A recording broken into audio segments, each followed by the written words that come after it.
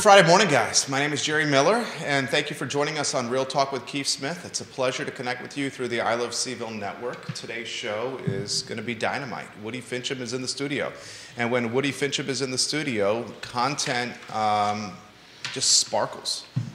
He is an appraiser who does a fantastic job of taking content that is complicated and positioning it in ways for folks to understand and learn from.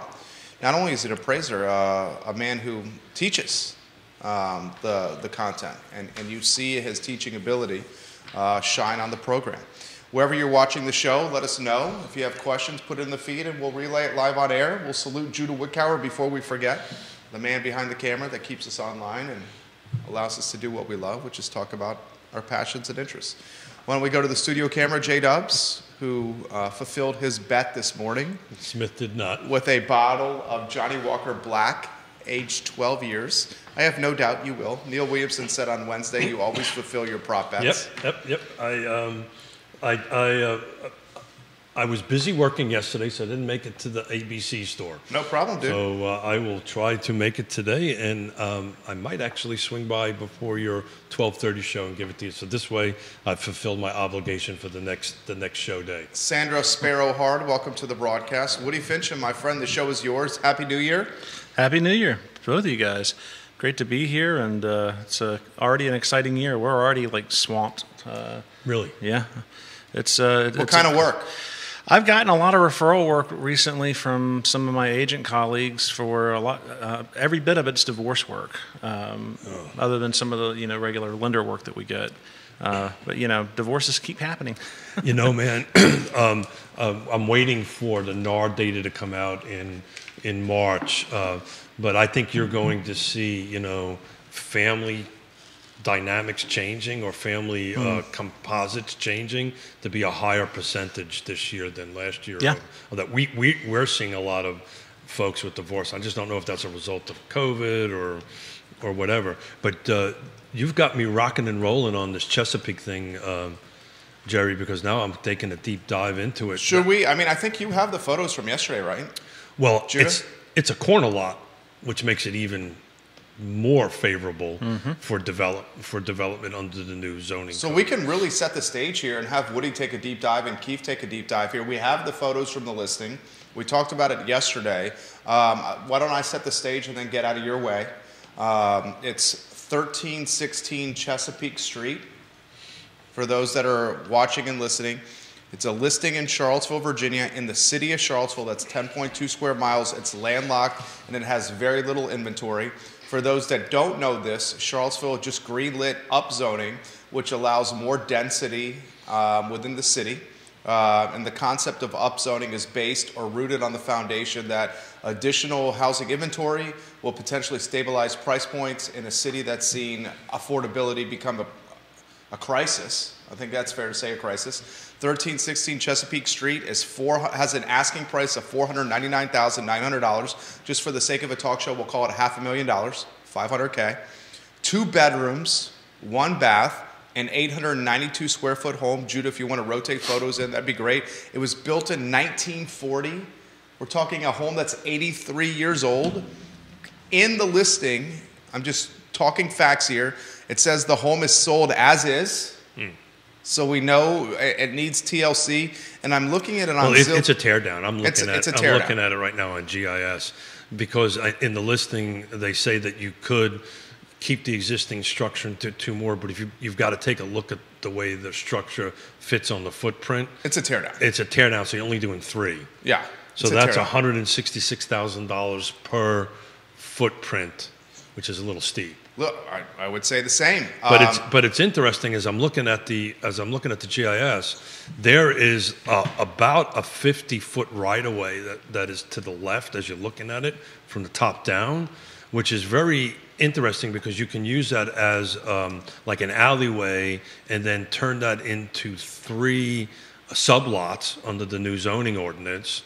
Now it depends on where the infrastructure is and all that kind of great stuff. But you could conceivably tear that down. I think the asking price is a bit steep, but you can tear that down, put in 3 sublots, and put 3 separate detached units on that?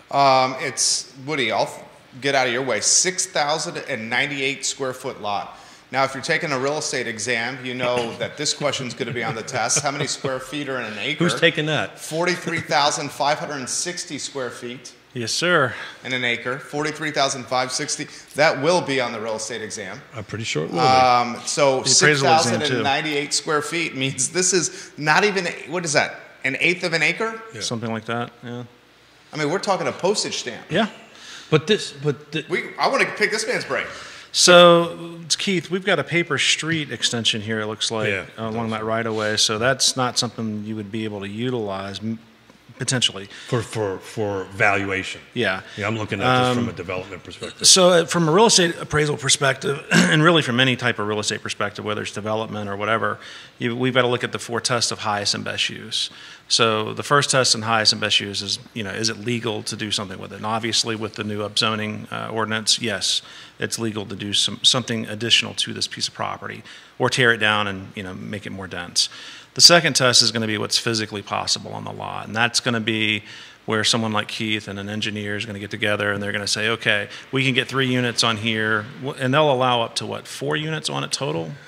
No, so I've been looking at this. So it's RA if you keep the existing structure. Which that's why maybe it stays. You physically can't. I'm looking at it. Because you're saying you can't add anything else to You it. physically can't add anything else to that because of the particular size of the lot. So again, quick analysis, you're going to have to tear that down. So there's your physical test there. So then we take it back to a vacant lot. It's just going to be dirt ready to be built on then. So then the next 2 steps are feasibility, financial feasibility, and then maximally productive. Maximally productive is likely going to be that you build it out to its highest density, which is 3 units. And they won't. I don't think that the city is going to let you subdivide the lot any smaller. So if you want to get 3 units there, you're either going to have one principal unit with 2 ADUs, or you're going to have a condo situation. So they're allowing that's the reason why this right-of-way is so important. They're allowing sublots, right? Now, look, we've got anybody who's watching and listening, we need to caveat this one particular fact. Sure. The city hasn't actually set up the subdivision portion of that, or the policies and procedure portion of that. And conversations I had with the city actually yesterday was that this is part of the reason why the delay of kicking this in is to February. Currently, staff is working on that to figure out exactly how this works from a site plan perspective and from a process perspective. Because as a developer and a builder, one of the things I'm going to want to do very quickly is subdivide that into sublots or some lots. Otherwise, you want these simple lots, yeah. Well, that's how I'm going to get my funding, right? Because otherwise, I'm doing this all in cash. Right, so I'm acquiring in cash, I'm developing in cash, and then I'm selling in cash, and there are some folks that obviously can do that, but normal human beings will have to borrow money in order to do that. So they haven't quite figured out if they're going to allow them to subdivide first before submittal and all these different things. But this is what they're working on, and if you've been watching the show, I've been talking about this for a while. You've got this left-hand side that says, okay, you can do this by a zoning ordinance, then you now have, okay, can I actually do it? Right. What is the subdivision? What is the physical kind of thing? I will tell you. Neil Williamson watching the program. Hello, Neil Williamson. Interestingly, the owner is in Texas of this piece of property, not even local. So I will tell you, because I've been looking at parcels quite intently throughout the city. This has got a good potential, because corner lots are a lot more lots that are corners. And lots that have access to alleyways will be more developable. Let me have another sip of coffee. Developable than not. Anyway, so this is a great example of taking a deep dive into how this actually will work, but we've got a component we don't know yet, which is actually the policies and procedures and the site plan portion of it, which hopefully will get released by the end of this month. So the other thing we have to look at too here is what that right of way is a big variable here. Value. Yeah, well, will you be able to get additional access to that side of that lot with that paper street that's there?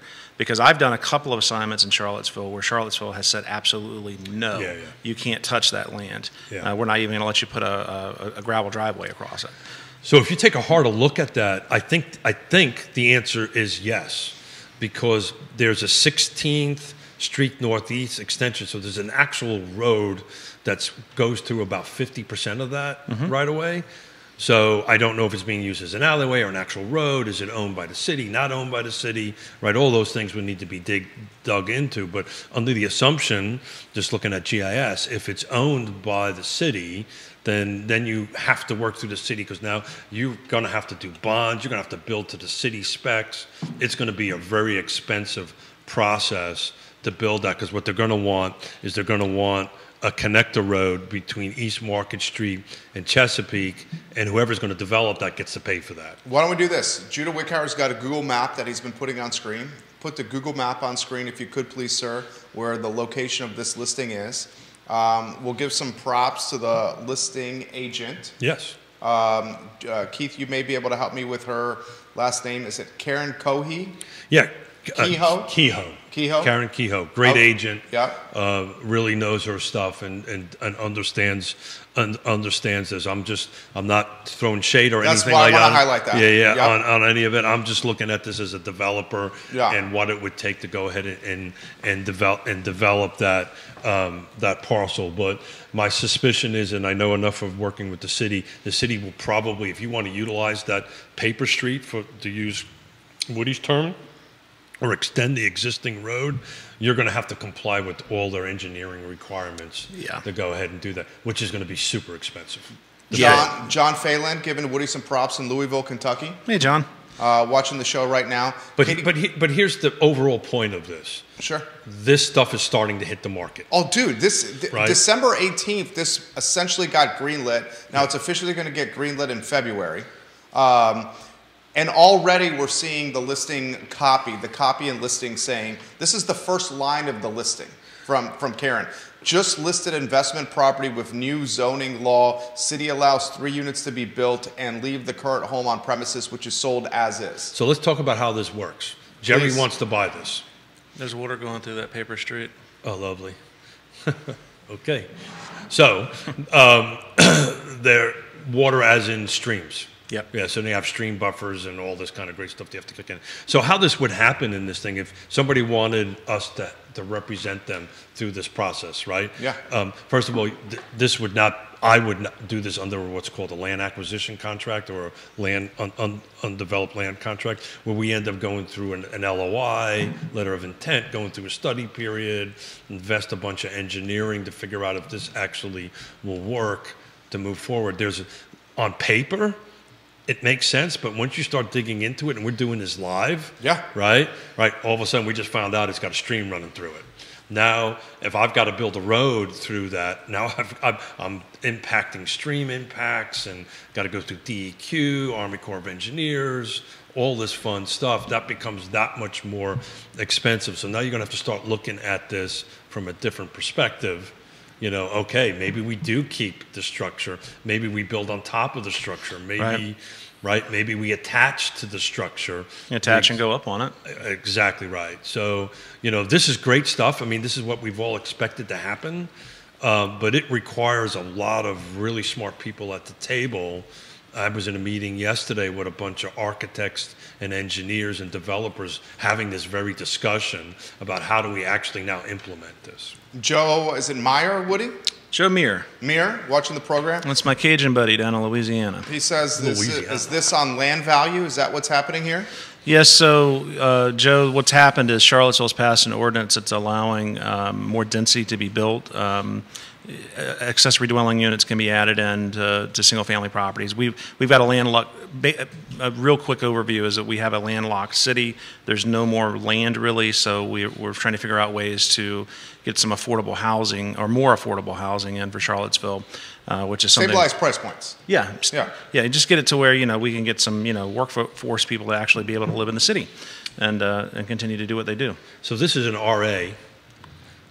Which, if you go to affordable housing, you can bump that density to 6. Okay. right? So that helps the math a lot.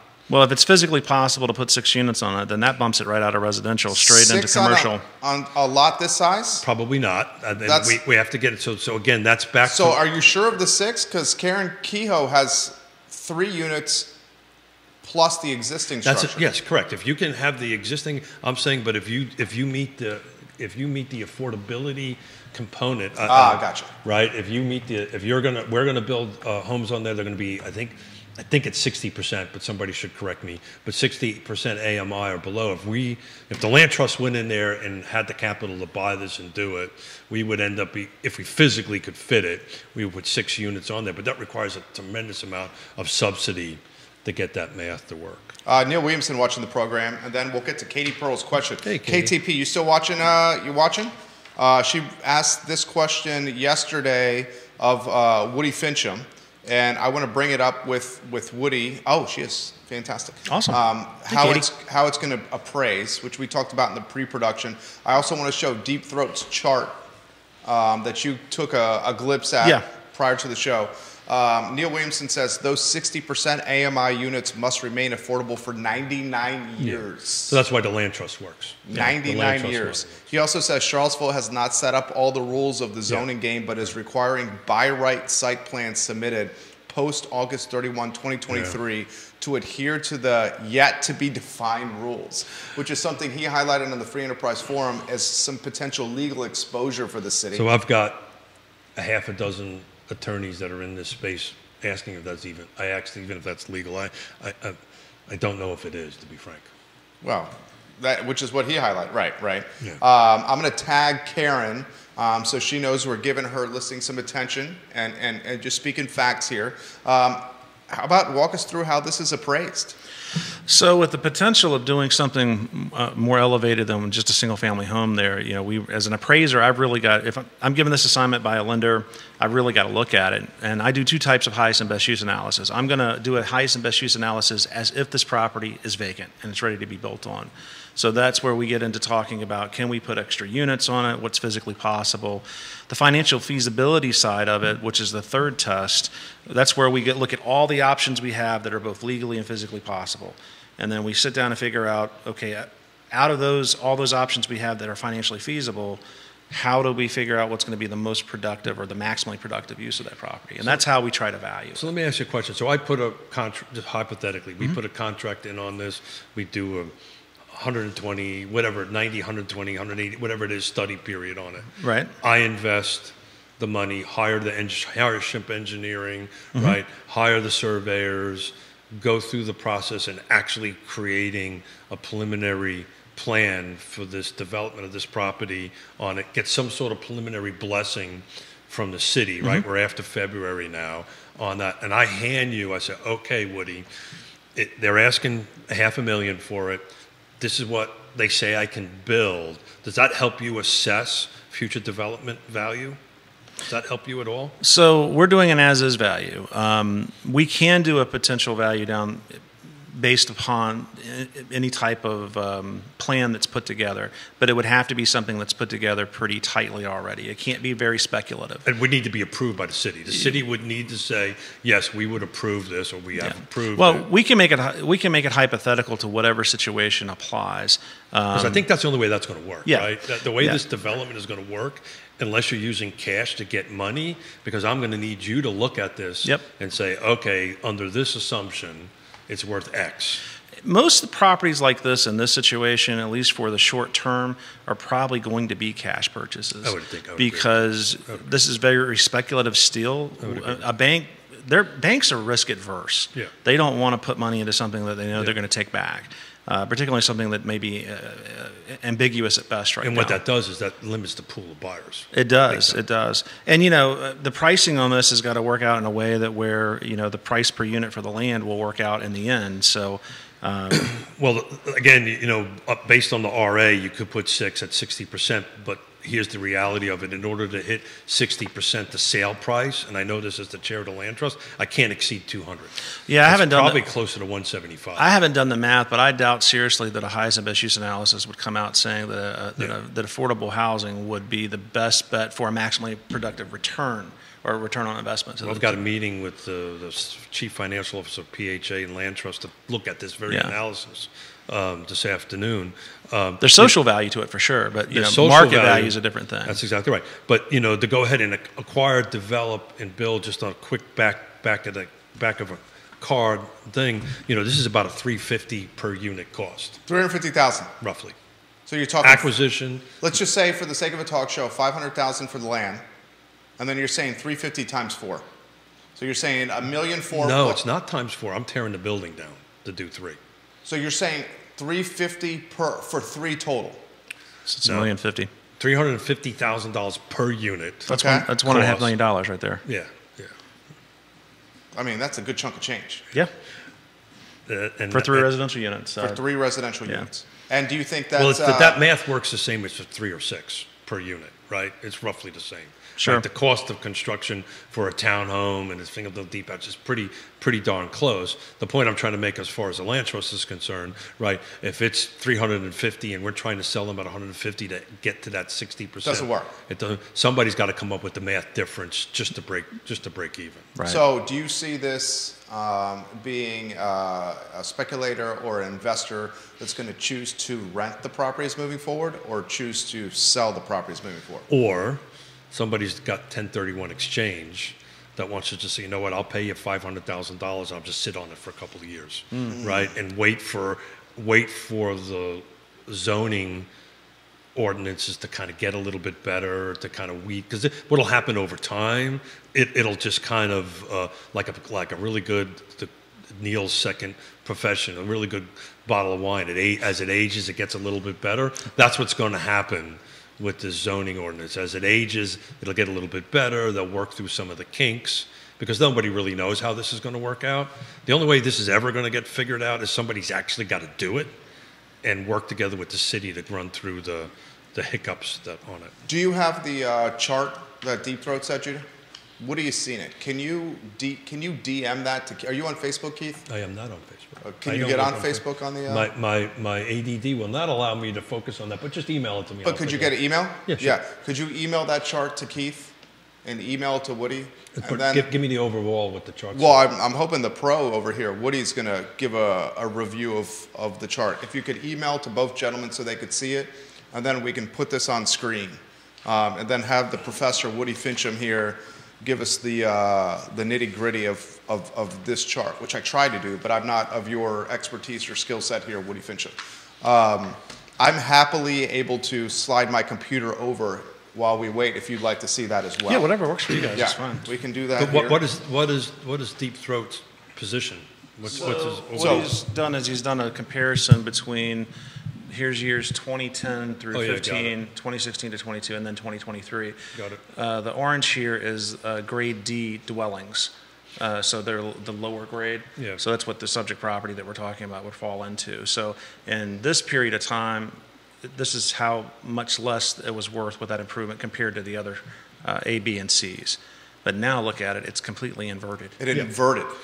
Well, that might tie into some of my data that I did. Thank you. And that's in their inboxes, and you can put that on screen as well. So, Woody, Professor, break down what this is here. Let me get it on my screen so I'm actually talking the same nuts and bolts here. And like any email, takes a couple seconds to go through. Yeah, it's a graphic. So, and we're talking coffee at the beginning. I just got to notice that my Black Rifle just got delivered at home. So. There you go, fantastic. buddy. His coffee's delivered. It's interesting. So while that's waiting to hit our inboxes, maybe we can pivot a little bit and talk about some of the data that we put together. Here we go. It just came in. I just got it. The data that I put together, which may tie into this because I'm showing 2000. The city of Charlottesville, 2003 versus 2016, were 35% under in sales. And I want to get Woody's read on that, but let's take a look at this Deep Throat. Johnny Ornales, Que Pasa Chico. Hey, Johnny. The owner of Guadalajara and soon to open Mexicali on West Main Street. I can't wait to go try that place out. Same J.O. Is this what I'm looking at specifically for the city of Charlottesville? Yeah. Specifically for the city of Charlottesville. Got it. This is a guy that sweats data as much as us. Does data for a living. I will get out of the way of the pros here. I'm hoping the professor takes over here. So what this is telling us is that the market participants are paying a premium for these properties because they are seeing potential in it. So our speculators, basically, I mean, I've had a couple clients over the past year before the ordinance was being passed, but we all knew something was going to be passed, that went in and bought some properties around downtown and around the downtown skirt. And Fifeville was one of the areas that we were looking at. And so there's definitely people interested in doing the speculative investment part of it. And this last set of bars supports that immensely because the 23. Yeah, just look at how the market has shifted since, over the last 13 years. It went from being very negative to, we went from -10 up to almost 20% to the positive. It's interesting how the B and C grade properties, and I would love to know exactly how he determined A, B, C, and D, but based on his analysis, are flat assessment over sales, right? So what we're talking about here is the sales difference between tax assessment and sale market value, right? Yeah, Which is always separate, right? Yeah, so let's talk about that. This is how the assessors actually, they metric what they're going to do each year. So the city of Charlottesville, they do what's called a sales ratio study, and so what they're doing is comparing what a property is actually selling for versus what they are assessed at. But in your world, in your property appraisal world, how important is tax assessment in establishing value? That's Zero. Zero. Yeah, I mean... So that's important to note about this. Yeah, what we've got to remember about assessment is that it's ad valorem taxation value. So what that means is that you're dealing with a city organization or city office, and they are charged with having to reassess all of the real estate every year. Well, they can't go in and do individual comparisons. They are looking at this from a mass appraisal perspective, meaning that they're lumping all these properties into big groups, and then they statistically adjust things based upon that sales ratio study I was just talking about. But where this analysis is helpful, right? It's helpful that shows that properties. It goes back to my 6 things, right? That a feature number 3 and number 4, right? That's number 3, number 4, right? Number 3 and number 4 is features and condition, right? So that's what's establishing this A, B, and C. So location is part of it, but sure. But the properties are in the right location, right price, right features, right condition is, the premium properties. Right. And as we work our way down, where you pull the thread on this particular chart is whether or not the municipality, in this case the city of Charlottesville, has actually gotten the grade of the improvement correct. Has the property been recently renovated? Is it really a grade D? Well, they don't know. I mean, they don't go into all of the properties. If the property's recently sold, they have access to the MLS. They can look at the pictures and things like that. Or if they're going around and door knocking. A lot of assessment offices, though, don't door knock anymore. They might drive through the neighborhood, but, how many residential parcels are in Charlottesville? I forget. Oh, God. I know there's 50,000 roughly people. I can't remember off the top of my head what it is. So, I mean, whatever it is, let's just say 20,000. It's probably not that many houses, but, there's no way in the world a staff of 3 or 4 people can do a proper inventory of everything. Back to that listing and back to implementing this, that's the other problem that the professionals are talking about around tables that I've been in meetings I've been involved in. Can the staff actually keep up with these particular requests? There was a potential thrown out there. I know Portland did this for a while where they engaged a third party, engineering firm or architectural firm to help the city through this process.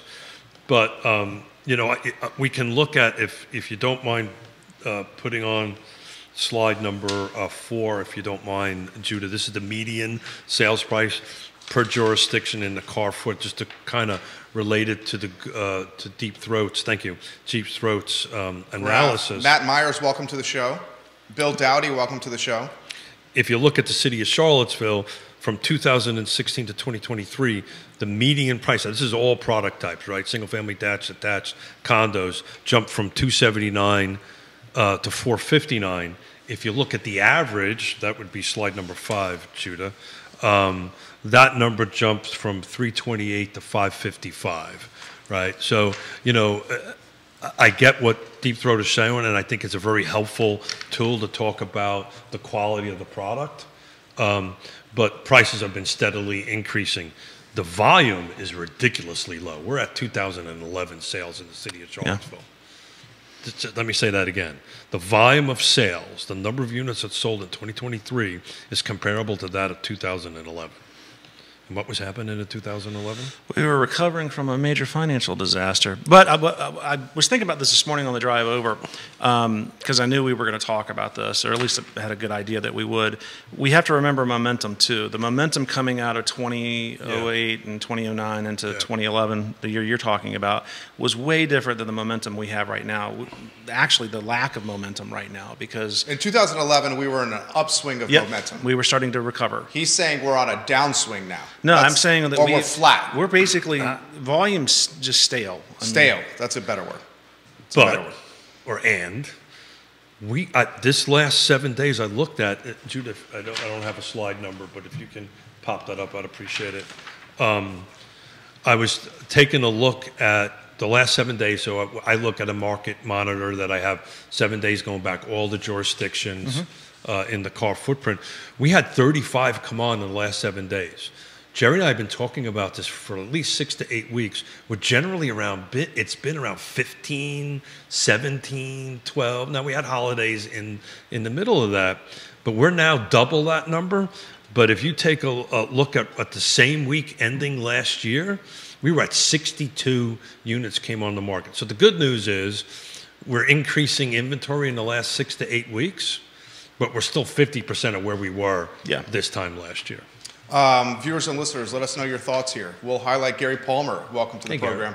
GP, thank you kindly for watching the show. Logan Wells Claylow, welcome to the program. Logan. Agents from Nest, Real Estate 3, Town, Avenue, and Keller Williams watching the program right now. Let us know your thoughts here. We'll relay them live on air. Bill McChesney says, with this particular location, maybe you get 4 residences. If there are potentially 4 couples in each residence, then you have potentially 8 motor vehicles. Where do these folks park? Yeah, that's a great point. On an eighth of an acre or smaller.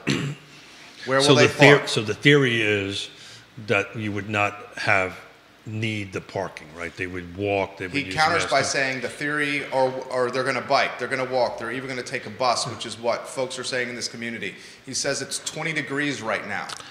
You know, who's going to do that? I'm going to be a little bit of a pot stirrer here. Okay. For us to assume that we're going to attract a demographic that are going to walk or bike or otherwise commute in such a manner, I think is very pretentious of us. Very presumptuous. Yeah, I mean, it's pretentious too in the sense that we're thinking that the only group of people that are really going to fall into that are usually going to be people that are buying more expensive real estate. You know, I mean, we're not talking about your normal workforce kind of people. So right here, particularly at those numbers. Yeah, I mean, this is not affordable for most people that are working a 9 to 5. And I totally agree with what you just said. But I see your wife's face in my head every time you do that. It's actually his daughter. It's my daughter. His daughter. It's my daughter. Yeah. My daughter, who has a master's degree in elementary education, is actually trying to increase my education level, which is about kindergarten level. That's what you get for paying for school. That's what I get for paying for the school. Thank you. I appreciate that, Woody. But if Neil's still watching, he can pull the data on it because I don't have it at the tip of my fingers. But if you start taking a look at Minneapolis, Portland, all the areas that actually did this, that abolished or removed the parking requirements, it really didn't become a huge issue. Parking didn't become a big issue in that because they. But Virginia's a different place. It's so different. Yeah. I don't think they're comparing apples to apples there, especially with and I'm not trying to throw shade here, our public transportation system, I wouldn't say is the most robust or consistent or approachable. I'm just saying statistically, it wasn't that big of a deal. Now, here's the other problem with parking. Let's just look at a development side of it. It's expensive. Mm-hmm. To build a parking space is super expensive. So the question the philosophical question is, do I spend money to build units for people to live in, and they have to figure out how to commute? Now, I grew up in the city, right? I grew up where, you had to fight for a parking spot, right? And it was a thing. And you, as you were a kid coming home, your dad kicked you out of the car to hold a parking spot, and you had to fight off the gang members so there was a parking spot. So I come from a different world and a different understanding of that. But I was also in New York City, and I could hop on a subway, I could hop on a on a bus or walk a couple of blocks and get whatever I want. So to your point, mass transit has to catch up with it. I just, I think you're going to see one parking spot per unit because that's what the market's going to want. And that goes back to, I don't think you're going to fit any more than 3 on this parcel, right? Because you're going to have to give at least a parking spot on site. You're saying to be able to sell them, you will. That's exactly right. And has anyone, and I know the answer to the panel, I know their answer to this question I'm going to ask. Has anyone been in Belmont on a Friday night when all the restaurants are popping and seen what's happened to the side streets? So there's a reason I go at 4:30 to get a parking spot for the bar to open up Tavola open up at 5 because I get a parking spot. Yeah, I'm doing the old folk blue plate special anytime I go over there. I'm going early. I'm not going later. Well, that's the trick. At 8:30, 9 o'clock, people are blocking driveways on the side streets of Belmont with their vehicles. Yeah. And it's a real issue, and it has to be worked through. Back to this rezoning rewrite. And I love your read on this. Look, I don't think you're going to see a lot of multifamily projects happen out of this for 2 reasons. One is it's pretty laborious to go through what's required. But secondly, the funding side of multifamily is evaporating. Yeah. Unless you're doing it in cash nationwide, right? And there's not a lot of lenders out there to do multifamily lending because nationwide we're overbuilding on multifamily units, and that's going to impact us here. Not that we don't need it. It's just you're not going to get the funding to go ahead and build. Well, the decisions made on the lender level is made at a national level. Exactly it's never made at a local level. That's exactly our market here is ripe for multifamily because we have a demand for it, and I think we'll continue to have a demand for it for a while. You'll see this. You'll see Karen Keogh's listing, and you'll see a lot of smart people digging into it and going, okay, let's see if I can turn this into 4 or 3 or whatever, 2. The best return on a property like this, in my opinion, if I had some cash laying around to buy it, I'm not saying that I'd pay what they have it listed for one way or the other, but I'd probably grab it, hold it, use it as a rental, and if I'm going to put another unit on it, put one more unit on it so I've got 2 rental incomes if the return on the rent's going to be worth it over an 8 to 10 year period. Well, I didn't take a look at the interior of it. We're assuming it's habitable, but it's basically habitable. Unless there's some unseen issues with it. Oh yeah. Mitchell Kapoulouas. Mitch, he's in Louisiana too. I don't know how to pronounce his last name. Mass appraisals aren't true market value. I was privy to a review process this past year and saw up close just how the parish county appraisers made their adjustments. Is his comment. Yeah. He's leaving in the feed. Yeah, they do it a little differently down there because they're governed by parish law versus what we're governed by up here, which is our Commonwealth law and Old English law. I'm probably saying that wrong. I'm sure with all the great attorneys we have out there, they're going to let me know I said something wrong there. But the way we do it here in Virginia is going to be different than how they do it down there. But yeah, he's right. Having worked in the assessor's office for 6 years, I can tell you that the way they do things is based off of ratio studies and making percentage adjustments here and there. They don't really get into it the same way a fee appraiser would get into it. Neil Williamson, apples and oranges. Much of Minneapolis development was transit-oriented development. Mm-hmm. For what it's worth, light rail is still not the solution. Yeah. And he shares a link to the Free Enterprise Forum. You'll never hear me say this often, but I disagree with Neil immensely here. You can't say apples and oranges with Minneapolis. That is Prince's hometown. It has to be plums because it's purple. Woody. Well done, Woody. Well done, Woody. That's the funniest thing Woody has said on the show there. That was hilarious. But he deadpanned it too. There are smaller jurisdictions to look out west that did this. 50,000, 25,000 that dropped out, and at some future show, I've got the reports. I just can't recite the numbers off the top of my head. It did not seem to slow down the actual development. But I can see from a market scenario, if I was going to buy that and put 3 units on there and we were going to not do it affordable, we're going to do market rate, I've got to be able to park 1 vehicle on property somehow. Yeah. And that may limit the number of units from 3 to 2. Neil Williamson to Woody. Neil, this is hilarious. For Woody, somebody get him a raspberry beret. Neil, Neil, you got Judah laughing in the studio over here. Williamson, well played, Neil.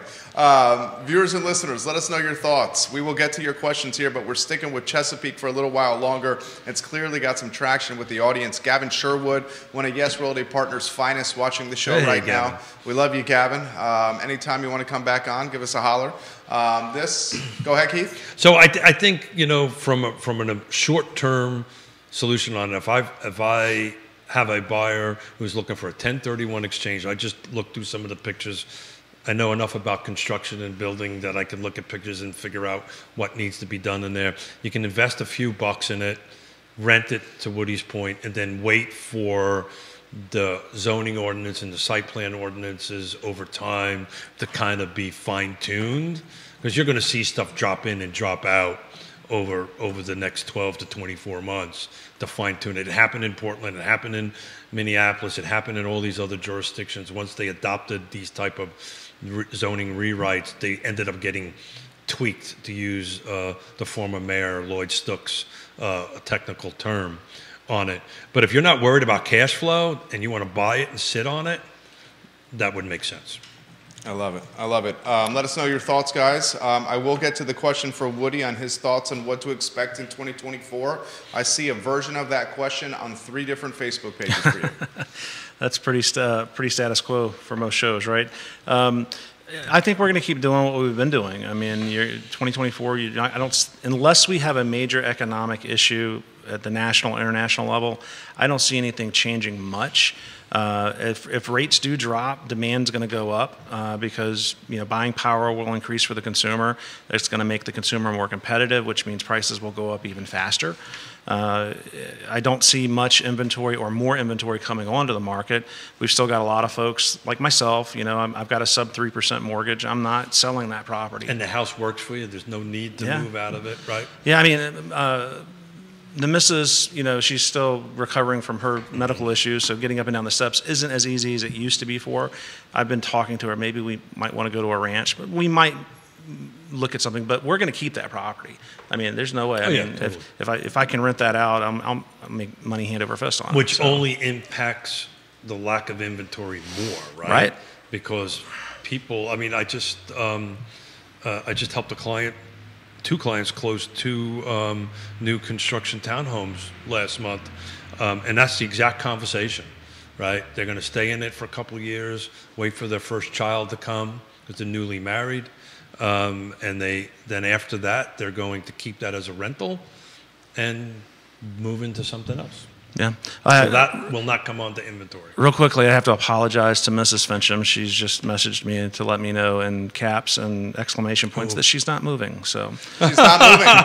Boss is talking right there. It's funny. We should all get together because in my household, Yonna wants to move and I don't. And it looks like it's the opposite in the Fincham household. I want to pick your brain for a second. Yeah.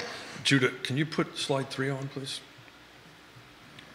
So this is car footprint 2023, single-family detached, single-family attached, condos, new construction, existing. This is everything in all of the jurisdictions broken down into 3-year blocks, 23, 2019, and 2016. Take a look at Louisa. Louisa's like the rock star, and I'd love you to tell me why you think that's the case. Louisa was 596 units sold, and in 2016 it was 324. That's a 45% increase in volume of sales. I didn't expect to see that when I did these numbers. Tell me why that is, you think? Well, dirt was cheaper for a long time. I mean, it makes it easier for builders and developers to go in and do it. Spring Creek's there's still gangbusters out there. I mean, we've been very busy with new construction projects out in Spring Creek. Some of the spot builders like Liberty and companies like that, they're building all over Louisa. So, I mean, they can go in and grab small pieces of land and put 2, 3, 4 houses on it, and it's a scalable model that works really well for them. In Louisa? Yeah, in Louisa. In Fluvanna, the northern part of Fluvanna and Troy and areas like that as well. But yeah, I mean, Louisa's, they're not adverse to development. Obviously, with what they've got coming in with the, the data centers and, is there any large-scale subdivisions that are shadow inventory yet? I've not heard of any, but... Yes and maybe no yes. Okay. There are a couple of developments around Zion's Crossroads that haven't quite made it into the system yet. Okay. And I've got to be careful because of the political temperature at the moment. Sure. They may not, right? Nobody's going to go through all this expense and to get a large project rezoned, particularly around Zion's Crossroads, because the likelihood of it getting passed is somewhat questionable at the moment. I think everybody's waiting for this water permit that got right. lit to happen, so that there is the water there. So there's a little bit of that going on. But when you're looking at 200, 300, 500 units, that's a big approval process, and they're not so comfortable. Some of the people that are doing that are not exactly 100% comfortable with the political temperature. How long will it take Louisa to approve a project of that size, do you think? Yeah, so the Mets didn't do as well this year as I thought. Years. It's a year's process. Well, yeah, sure. I mean, I know in Flavanna where we're at, the Colonial Place. Zero chance. Well, it's zero now, but I mean, Colonial Place was 5 years? 6 years. 6, yeah. Colonial Circle took 6 years. 6 years from its initial start until dirt started getting pushed. Right. Mustache Dan Pettit says, I guess most buyers that in 2024 who qualify for up to $350,000 will either have to rent or have to drive 40 miles to work because that doesn't exist around here. He also highlights if you do that, you erode the savings with the depreciation on your car and you spend a lot of money on gas and time getting to and from work. That's certainly something that's happening, Dan. I believe he's in La Jolla right now with much warmer climate. Dan, I woke up to 14-degree weather here this particular morning. If somebody would Google it, I don't know it off the top of my head, but there's a great app that you can actually put in your miles of how much you're driving extra in your mortgage rate and yada, yada, yada. And it tells you how much extra to drive, an extra 20 minutes, an extra 30 minutes. Right. You put your vehicle type in it, how old it is, how much you're paying for fuel, so forth and so on. And it spits out that if you travel another 25 miles, it costs you X dollars.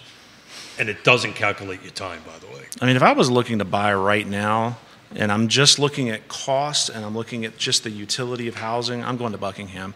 I mean, Route 20 is an easy drive. Yeah, so I don't have Buckingham in the numbers, and I'm going to work on that, kind of focused on the car footprint for the. Well, Buckingham's pretty hard to do. You got to have 3 Buckingham's MLSs. a portion of car, but it's 3 different MLSs. Yeah, it's difficult. It's difficult to hit it. You're talking about stuff that's closer to Scottsville, right? Yeah. Just on the other side of the river, right?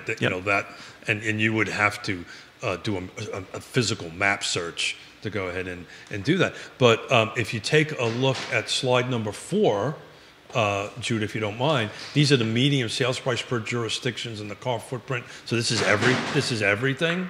But take a look at that Louisa. Louisa had a jump from 220 in 2016 to 400. This is median now. I'm dropping my high and lows out in Louisa, but at 400 in 2023. But if you take a look like Albemarle County's 505. That's not that much of a difference, right? Right. That's about $95,000 difference. That's not as a bigger spread than I expected to see. Does that make sense to you? Well, I mean, if you go back and look at 16, you've got 336 for your median for Albemarle and 220. So it's about $100,000 or so apart. It's consistent. Yeah. Okay, there you go. Yeah. Viewers and listeners, let us know your thoughts. We'll highlight these comments on the feed. How about Waynesboro to Woody's Buckingham response? Waynesboro is still more affordable than the Charlottesville MSA, but it's getting more expensive. But they are definitely more friendly to looking at projects over there. The other side of the hill.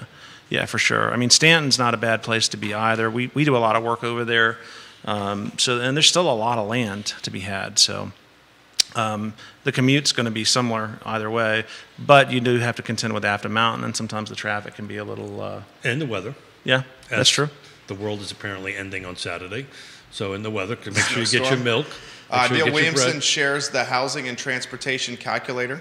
There you go. Thank you. You can find it on the comment section of my page, or it's tied to a website, housingfinance.com. A calculator unveiled that really tracks the overhead associated with buying property far from the epicenter of employment. And in simple terms, you plug in certain data and it tells you if you drive. And I've used that tool when we say, look, you know, if you do the math, it's going to cost you this much more to travel 45 minutes. But if we spend a little bit more money and we're 20 minutes away, you know, you make up the difference, but your quality of life and your time on the road. Right. And I don't think that calculator includes time on the road. Dan Pettit says he's complimenting us on our attire over here. Keith Smith, thank you, Dan Pettit. We appreciate Dan. you very much. This has come into the feed, He's up early, too. Which I think is a good question.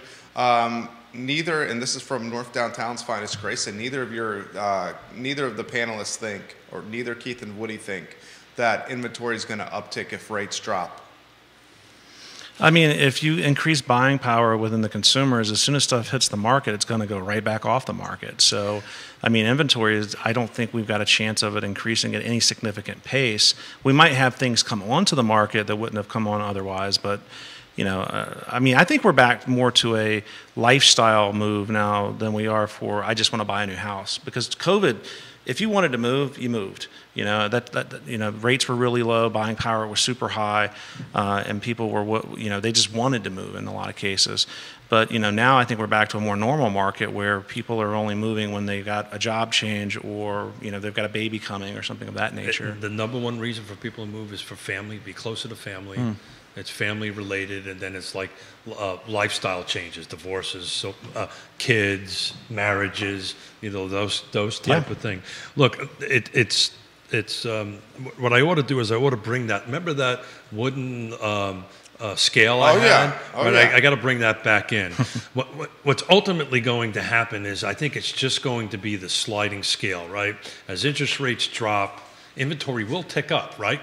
Because those buyers are going to say, sellers, I'm ready to buy. The problem is the buyer pool is just going to keep on getting deeper and deeper and deeper. And it's also going to be a specific type of buyer in it, because I still don't think you're going to see the affordability index get any better. No. Right? So, and the people that are going to be afforded are going to have the cash, right, to put a 20% down or whatever they need to do to buy down points. And it's another thing we talked about on the show, one of the previous shows. You know, we're looking at all these great interest rates, but that's for perfect credit score. That's like for 760, 740 and up. If you start going lower than that, that's why if you really want to get in the market, you better double check your credit score and see if you can fix that a little bit, if it needs fixing on it. When you start going down to these lower things, they're like a point higher. Yeah. So credit score is super important. Oh, for sure. I mean, it shrinks your ability to purchase big time.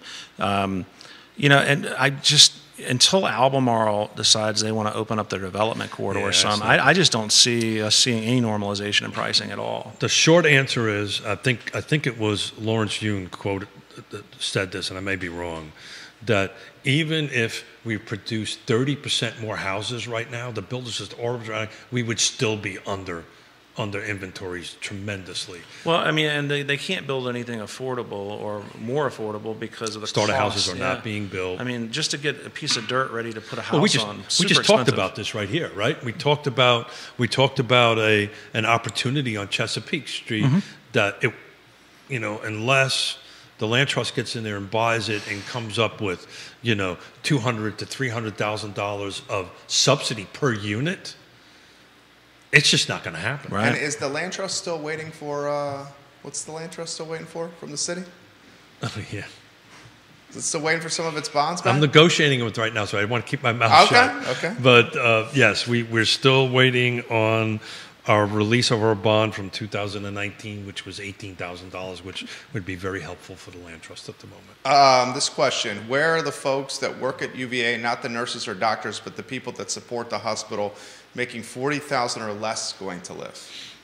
That's the exact conversation we just had. Yeah. So here's an opportunity to put 6 affordable housing units on there that in theory you can take a bus or you can walk from Chesapeake, literally not at 20 degrees, but you can walk from Chesapeake to the hospital, right? That's within walking distance, a little bit of a walk, but I'm too fat for that walk. Come on now, you've slimmed down. Well, I've heard you've been trying to. Woody's been doing cardio. First thing I said when he walked in, he looked leaner.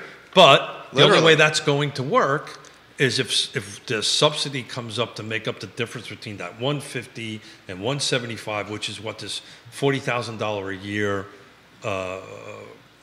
worker, service worker, needs to be to afford. And unless, I'll take it. The Land Trust would be more than happy to take any donations that everybody's willing to do. But until there's this huge pot of cash, that's probably not going to happen here. This question: do the panelists think a spring market is going to happen? It's already happening. Yeah, you're going to see an uptick as far as transactions go. I think. It's common for any year. Even when we were in the financial issues that we were dealing with in 09, 10, and 11, the spring market was still going into the summer market was always our stronger market for the year. Though it's anemic at 35 the last week on new units that hit the market. That's new inventory. Right, so it's double what it's been for the last 6 to 8 weeks. Mm-hmm. It's still 50% under the same week a year ago, right? So we've got a long way to go. I honestly believe somehow or another we need to build our way out of it. I don't think the jurisdictions around the city and Albemarle are going to allow any more developments to come in. No, you might see it on the other side of the hill, right? On it, Greene County is going to have probably about 1,800 more because they've got them in the pipeline over the course of the next few years.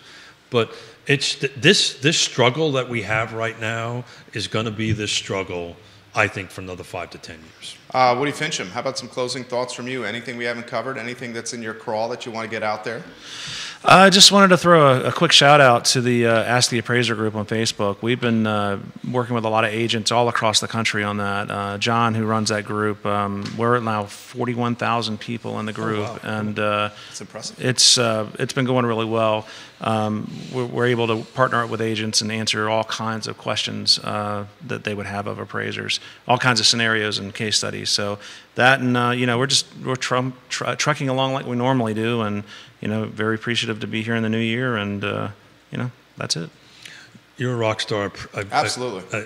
It means the world to me that you sit here on a regular basis, so thank you very much. And I'll say this publicly, without your support, we wouldn't be sitting here. So thank you very much for doing that, and thank you for all our partners that make Real Talk with Keith Smith possible, because otherwise we'd be sitting here having this coffee and fun and helping other folks. So go out and have yourself a great day. Go get some milk and bread, because apparently I'm getting texts that the world is going to end tomorrow. So time will tell. We will wait to see. Judah Wickhauer, Keith Smith, Woody Fincham. Show's archived at realtalkwithkeithsmith.com. Today's show was absolutely dynamite. Thank you kindly for joining us. I Love CVille show is up at 12:30. We will catch you then. So long, everybody. Well done, my friends.